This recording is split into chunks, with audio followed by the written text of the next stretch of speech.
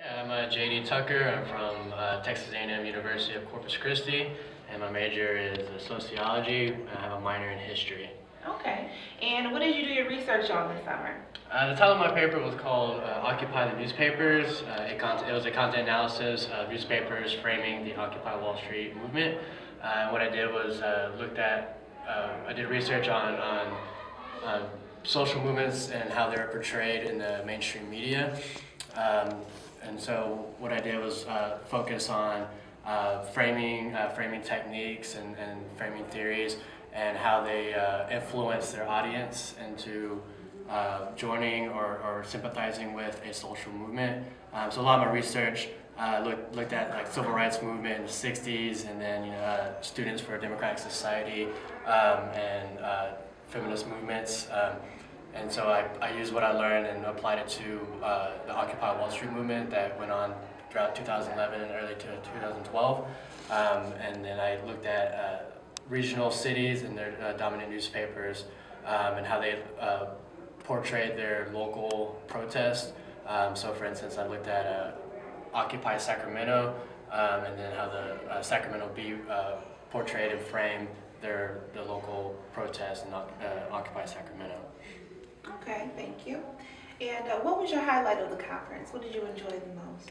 The highlight was actually going through the poster presentations and talking to some of the other students who had what I thought were really interesting research presentations. One of the ones I looked at there was three of them in particular. Since I'm really interested in social movements and social justice and social issues, the three that were particularly interesting to me were one student did one on the role that women played in the Black Panther Party. Another one, he was an art student, and he was figuring out ways to implement sort of a hidden history and social justice, and being able to apply that through visual art into the classrooms to kind of get the conversation going and kind of maybe inspire students to look at something on their own time and learn about stuff that doesn't normally get taught in like a normal curriculum throughout a normal class. And then the third one was what was it? It was looking at how gender identity within African American women and how they feel when they see hip hop videos, and sort of how they feel in terms of whether or not they feel adequate, if they were dark skin, looking at how women were light skinned women were being treated in hip hop videos. So those three, because they deal with sort of social issues in our society. I thought those were really interesting to me. Okay.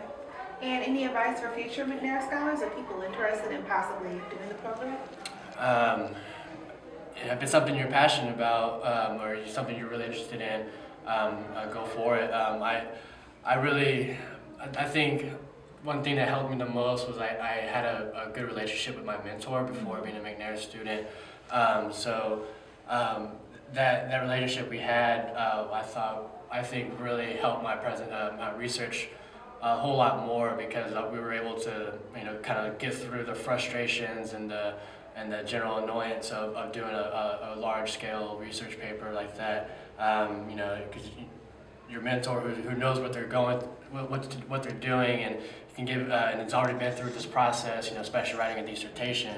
They're able to give you some really good advice, and sometimes you write all this stuff out and you think you have something good, and then it's kind of tear it apart, and it can get frustrating, and you can kind of get a little down on yourself, but that's what they're there for, So I would say, and I think it was easier to kind of get through that, get through those struggles, having a really good relationship with my mentor, and I think it helped a lot because I wasn't going to take anything personal, and I knew I could trust him no matter how frustrated I felt.